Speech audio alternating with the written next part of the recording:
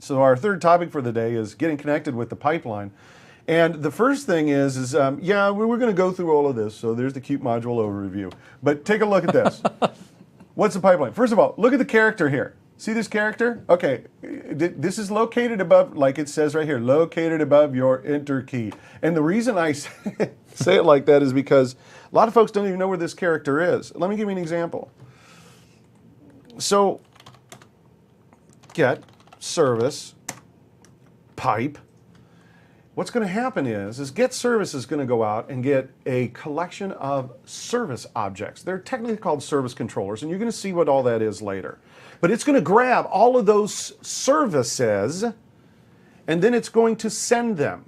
And I'm not talking about a text representation. I'm talking about the actual service objects themselves. It's going to send them one at a time across this pipeline. What do you want to do next to these services? Well, let's narrow this down a little bit. Let's just do the name bits. Take a look. It's running.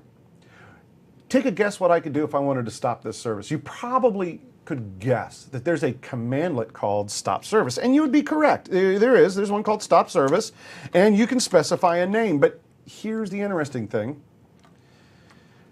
I can pipe it to stop service. If I could type it. Here's what's going to happen. We're going to take that bit service, we're going to send it across that pipeline. Stop service is going to grab hold of that and do exactly what it says it's going to do. It's going to stop the service. Now, we're going to talk a little bit later in more detail about how this pipeline works, because it's crucially important in troubleshooting. But just take a look. Well, I wonder what it did. Well, let's run. It stopped it. Now I can pipe, and I could even say start service. And I'm going to use a pass-through on here that'll show me the results of what I'm doing. And now it started again. Now, I know that's a simple pipeline, but that concept of taking something, sending it across the pipeline to have something else act on it is very important. And we can continue. We can pipe from one thing to the next thing to the next thing. So as an example, let's start out with a couple of cool things. Oh, hey, first of all, Jeffrey, what do you think? I just love to ask people this. Ooh, don't be careful with the enter key. What do you think, Jeffrey? Is that going to do what I think it's going to do? Yeah, you don't want to do that. I know. Don't want to do that. Guys, we're going to show you. The pipeline is very powerful. It can also allow you to make silly mistakes. So it's worth pointing out, PowerShell is a powerful tool. A powerful tool. Like a really sharp knife. A really sharp knife, super useful. Probably don't want to give it to your kids, right? Or you want to pay, you want to be thoughtful about this stuff. PowerShell, you can do some damaging things, and so often we, give you techniques to deal with that. But indeed, don't complain if you say, oh well, geez, I removed all the files from my file system. Darn PowerShell. Yeah. By the way, I did that actually. I was giving an example of how to do this and the guards that we have, and I forgot to put that in, and I hit carriage turn. And it turns out if you kill LSASS, bad things happen. Bad things. Bad things happen, especially when you're in front of like 700 people doing a demo. Very bad things happen that way. Strongly not recommended. Because I've hit the enter on the get service, stop service, and it's just not cool. PowerShell doesn't ask you, are you sure? Until later when we show you how you can get it to, but it doesn't, so it assumes you know what you're doing. Let me do an example here of another pipeline thing. Let's talk about CSVs for a second. A lot of times, export, here's a commandlet, export CSV. Guess what export CSV is going to do? It's going to take this information and export it to a CSV. And so I'm going to put in a path of C:, let's just call it service.csv. You guys know what a CSV is, comma separated file, and yes, you can change the delimiters. If you look at the help file for export CSV, you can change the delimiters and modify how it works, but let's take a look at this CSV. I'm going to open this up in Notepad, not the correct tool for looking at a CSV, because it's going to look at this text file, but I just want you to see how, yep, it's all comma separated. But here's one of the interesting rules about PowerShell is if you can export it, you're going to want to import it at some point. You're going to want to work with that data again. So if you can export it, you can import the CSV. So import CSV. I forgot what I called it, but not that. There we go. And now all that data comes back and it's formatted correctly and it's attached correctly so I can actually work with it now. Now, these are simple examples of the pipeline, but we're also showing you some great export stuff. So besides exporting, like to a CSV, there's my favorite. Oops. Command line XML. I love XML. XML is the greatest thing since the automation of sliced bread. Great example. You guys used to do online banking years ago. You'd go to the, you buy something, swipe your credit card. 3 days later, it would show up in your account. Today, you swipe it. When's it show up in your account? Just as it finishes swiping. It's XML, baby. It's XML. So let's export to XML. And here's what I'm going to do. Instead of doing get service, I'm going to do get process. I like that. And I'm going to make I'm going to pretend. I'm going to do this, call this good XML. I want you to pretend something for a second. I want you to pretend that I've just taken a snapshot of a perfectly good running machine. Runs perfectly. And I've just snapshotted its processes. Now, if you blink your eyes, pretend for a moment that now I'm working on a non-perfectly running machine. And what I'd like to do is I'd like to compare the good machine to the non-good machine. Yeah, imagine those, instead of Notepad and Calc, imagine that was some malware. Yeah, exactly. I'm just using Notepad and Calc. Now, the compare object, I'm just giving you an example of how the pipeline and how using commandlets can be very useful to you.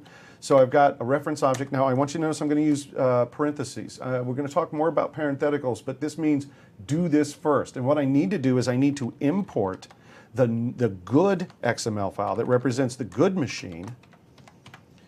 And then I want to compare that to this currently running machine. Now, when you run get process, there's a lot of information that comes up. What I want is I just wanted to compare the names of the processes right now and see if there's a difference. So what I've done is I've exported my process information with the pipeline, and now I'm just going to compare it. Notice the side indicator points to the bad machine and is saying, hey, look, Calc and Notepad are running on that, and as opposed to what's on the good machine. This is an example of how you're going to start to be able to build commands with the pipeline to do something and then use other commands to achieve your results. Imagine comparing two machines, the software that's installed on them, and you want to make one machine look just like another. So there's a lot of things that we can do with building a pipeline. One last example, and then we'll take a short break. Out, oh, yeah. So what Jason just showed you is freakishly powerful, and we're going to drill into it in the future. So what we did was we took a set of live objects, and we compared them against an XML file. Like, how do you do that? And the answer is the magic of PowerShell and the things we call objects and object adapters. And of course, if you just tried to compare these things, it would say, they're completely different. So he didn't. He said, I just want to compare them based upon their name. And so what you've done, okay, what we've really kind of led you to is, again, you think about what you want to do, you type it, and the magic of PowerShell is able to take these incredibly complex stuff and present it to you in a very simple world. Oh, so let me show you a couple other command line things, and Jeffrey will be adding in stuff here, just so you can get the idea of kind of what's going on. Besides exporting out to like CSVs and XML, there's some other things you can do. So get service, everybody always wants to know, how do I put something into just a text file? Well, first of all, you could have found out file by looking for get help star file or something like that, which is totally awesome. And you'll find out file. Out file has, if you look at the help file for it, wants you to give it a path, and you give it a path to what you want to use as for your text file. So test.txt. And you can get the content. Did I say get the content? You can get the content from a text file. I wonder if there's anything that could help me with getting content from a text file. Oh, looky, get content. The help system's your friend. So you can get the content from a text file by just using get content. And I think I called that test.txt. And there's all that get service content that I just put in a text file. But wait There's more. You can send stuff out to a printer, out printer. So there's a set of things you could set it out to. I wonder how we could find a list of the things that we could send stuff out to. Yeah, no, just out. Just start with out. Start with out, yeah. Well, but here, look, there's a ton of stuff that we can send for out. So again, the help file is your friend. Besides sending stuff out, there's also creative ways to do stuff. So get, service, I love this. This is one of my favorite things. We also have convert to commandlets. Convert to CSV. Now, this is going to make more sense later, but well, you just had an export CSV. Yeah, and we have a convert to CSV. The difference being for right now, when you do an export CSV, you're done. You're done. When you do a convert to CSV, we're going to leave that stuff in the pipeline in case you want to pipeline it and do other things to it. So the way I think about it is export is convert coupled with output it to a file. Yeah, excellent. Because if you do an export CSV, you have a mandatory where you have to send it to a file. So think of it as a convert with an out file already built right in. So we have the converts, but I want to show you one of my favorite ones. Did I mention as a web guy? Anyways, and I'm going to pick just a couple of properties for this. I'm going to take name and status. The reason I knew that convert to HTML has a dash property parameter and it had chihuahuas that would take multiple arguments is because I looked at the help file. So it's going to convert it to, as you would expect, HTML, and at this point, there I did it. It's the cleanest HTML, by the way. It did exactly what I asked it to do, but here's an example of me saying, look, I don't want it to my screen. I now want it in a file. I want it out to a file, so let's pipe it out, file, and let's call this just test.htm, and you guys know if you have an Can you reduce your... Go down a little bit more? Oh, yeah. Thanks, guys, for telling us about that in the discussion thing. I want to lower my command down so that picture-in-picture. In all its glory. In all of its beautiful glory. And you guys know that if you double-click, did I say double-click? Yes, I said double-click on an HTML. It'll pop. Well, see, no more double-clicking. No more mouse. So what I'm going to do is just say C:"test HTML, and PowerShell will launch it up there for me. Do you get, I just made a web page? How many developers did that take? And if you look at the help for convert to HTML, you're going to find that you have a lot of options to make this pretty. There's a lot of ways to make this very pretty with tables and all kinds of using style sheets and so forth. So it pays to look at the help. But this is a good example of piping from one command to another to achieve a certain result. So let's take a look at what else we got going. We got to the web page, and these are just some examples of piping some stuff. Oh, we're going to have to talk about stuff that kills because I almost screwed up earlier. Yeah, this is fun. So let me, and Jeffrey, you can help me out here with this one because I'm going to get service, and I'm going to do stop service, and I want to know if this works or not, but it seems kind of risky to me. Yeah. What can I do? When in trouble, fear or doubt, run in circles, scream and shout.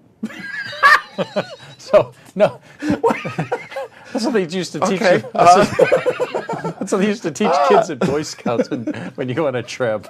Oh. So, no, here's the thing. So I once dealt with an admin who said, every now and again it's late and doing something, and I realize I'm about to hit the carriage return or enter key, and I realize if I get it wrong, that's the end. Right, I'm going to be fired. Muffy and Buffy are not going to go to college. It's just going to be bad. It's going to be bad. I thought to myself, boy, what are we doing that we create an environment where that's the world that they have to live with? And so in PowerShell, if you ever have something that you're uncertain of, you can always type -what if. Like, what if I did this? What would actually happen? And you would get... Dun-dun-dun-dun. And it tells you what it would do, but it doesn't actually do it. Now, the best part is that it tells you what it would do, but it didn't actually do it. And if you look at my screen, it says, yep, I would have stopped these services. Now, if you're thinking to yourself that, oh, well, this is a nice, fast way to shut down my computer. No, no, no, no, no, no. This is going to blue screen way before it gets shut down. So, well, it won't blue screen, but it's going to stop somewhere around PowerShell service host, somewhere in there. It's Muffy and Buffy would not be going to college after this one. Yeah. So you're not going to want to do that. But something to keep in mind, we also, besides what if, and I use what if all the time because, you know, things can be dangerous that you're trying out. We also have dash confirm.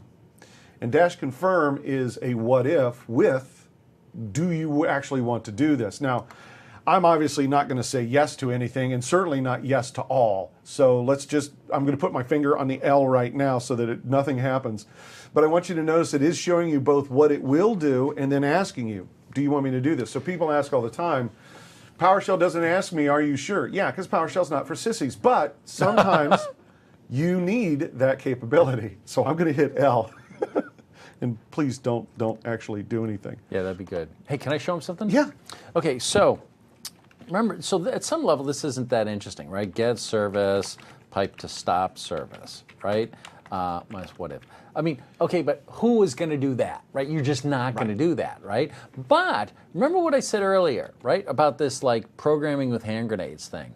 What I said was, okay, so let's see, there's this bits thing, and I don't remember what the heck it was. So what I'm going to say is display name, something to do with bits, and or maybe it was something to do with BI, right? And then stop service.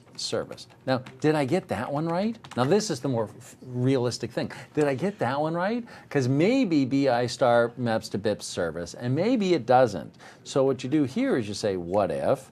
And you're like, yeah. Oh, no, good thing I didn't do that. Now, at this point, you could go and say, well, okay, well, why did that match? Oh, I see biometric. And then, oh, I see compatibility. Now, if you wanted to, you could go in here and try and like tweak this thing, right? And do this. But instead, you can just say, no, you know what? It's close enough. Confirm. And you say, BitLocker, yep, that's the one I want to do it to. So you stop that. And then this one, you say, no, that was the only one. So you say, no to the rest. And now I've stopped GSVBI. Oh, I got the wrong one. Oh, you know what? I shouldn't have stopped BitLocker. That was a bad thing. Yeah, I think that might have been. Well, great example of a practical use of dash confirm. That's perfect. I'm now out of compliance with corporate policy. There you are. These doors might come bursting open. Well, so hopefully they will not burst open. So guys, this is our first introduction to the pipeline. We're going to go much deeper into this pipeline, but the concept again is you have a commandlet.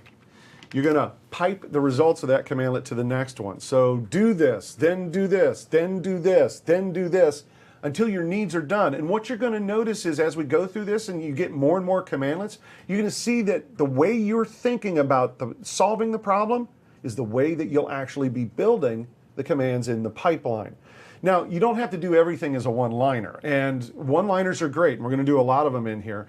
But we're also going to do scripting, where a one-liner is when it's half the page, you're probably a little out of control at that point. But you can is the idea. Now, before we go too much further into the pipeline, Jeffrey, let's do this. I've got a slide here, so let me show everybody where we're at.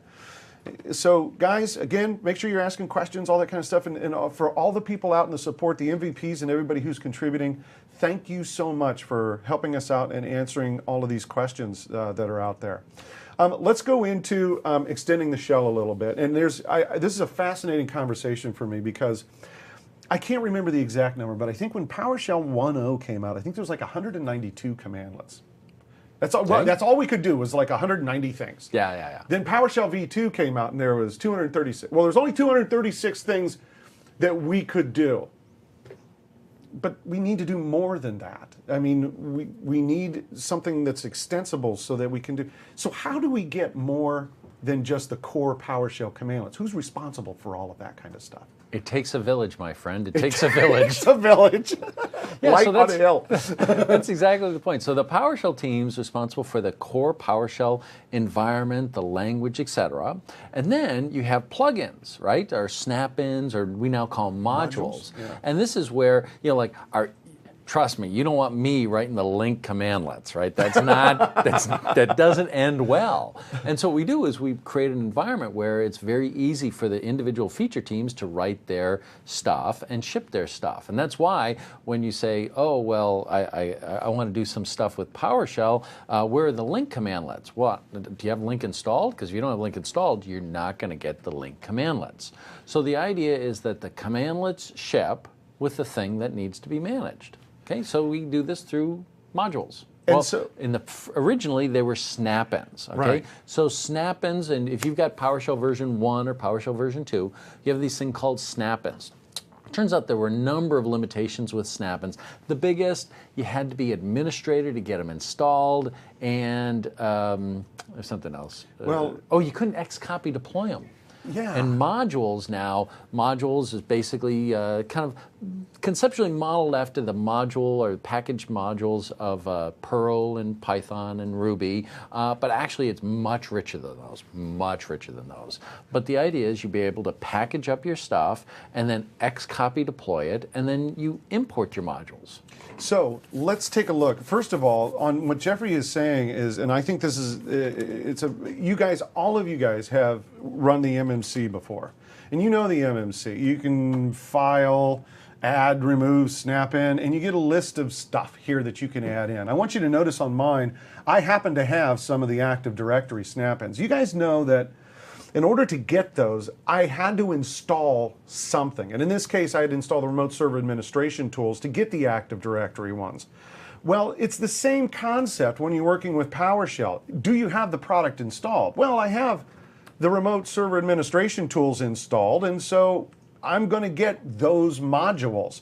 Let me show you. PowerShell has a command called get module. This will show you what's currently loaded up. However, list available will show you the modules that are available. Now, I need to just tell you right now, this is very confusing. In V2, in V2, first of all, you're not going to see what you're going to see on my screen in V2. You're not going to see it in Windows 7 either. What you're seeing here is Windows 8 running the Windows 8 remote server administration tools, and I get more modules than you do.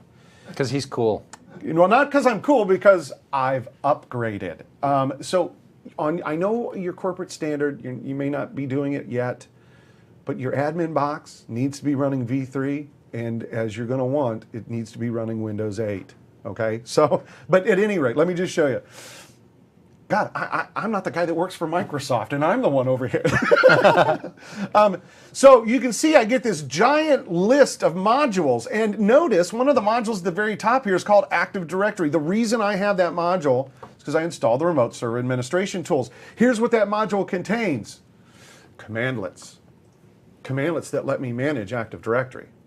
If you have providers. And what? And providers. But we didn't talk And about providers. We haven't talked about providers yet, but yes, and providers. If you have a module with commandlets, here's the beautiful thing about PowerShell v3. You're going to love this.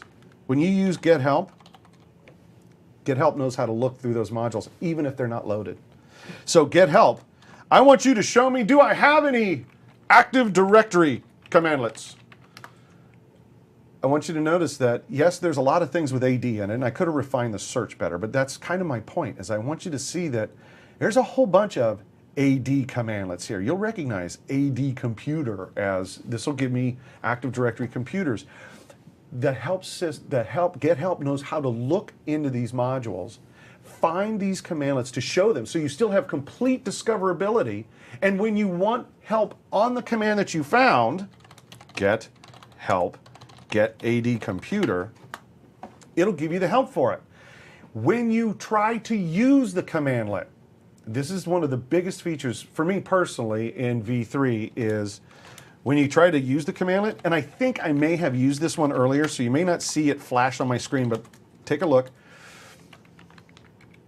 It just ran, but let me do this. I'm going to close my console and reopen it because I want you to see this. If you can catch it on my screen real quick. Let me. The other way to do this? is do a get module. We'll show it. Yeah, get module. Okay, let's do that. We're going to do get module. Yeah, carriage return. So these are the currently loaded modules. Right, these are the currently loaded Yeah, ones. so now do it, and then we'll And do now, it. yes, thank you. So these are the currently loaded ones. Now watch what I'm going to do. I'm going to do get AD computer, and watch what flashes across my screen real quick. Boy, that was real quick. I don't know if you caught it. It actually dynamically loaded the module for me so that I had the commandlets. And notice the commandlet ran. I didn't have to do anything special. The reason I'm making a big deal about this, and here, I'll show you in get module. Get module. Now you'll see that it automatically loaded the Active Directory module for me. Reason I'm making a big deal about this, in V2, your life sucks because it doesn't work that way. And let me tell you, and I'm sorry, sir, but this in V2, this was painful. Because in V2, get help would not find the commandlets unless the module was imported. Yes. So you had to know what the module was first, then import it, then you could discover it. See, it didn't quite work. They fixed all that with V3. Now it works just like I need it to work. And when I run the command, the module loads. So I'm not loading modules unnecessarily. Yep. And if I'm writing scripts that are using the commands, it just loads what it needs. And I don't have to worry about it. It's a beautiful world. It's a beautiful world. You got any more on modules? Because that's about all I got on modules. Well, you can do. Do we get to this now? What do you want to do? Modules on other machines, implicit remoting? No, we'll do Oh that. no, we'll do implicit. Oh boy, what are you going to talk about? Yeah, we'll get to that later. Yeah, It's so cool. It's so cool. It's so cool. So let me show you the slides, guys. We've got all this. That's an after lunch thing. They'll need like high energy. And let me just warn you right now, because we're only about 30 minutes or so away from taking a meal break. A meal break. That's the international term for lunch. Yeah, meal. because we're taking lunch.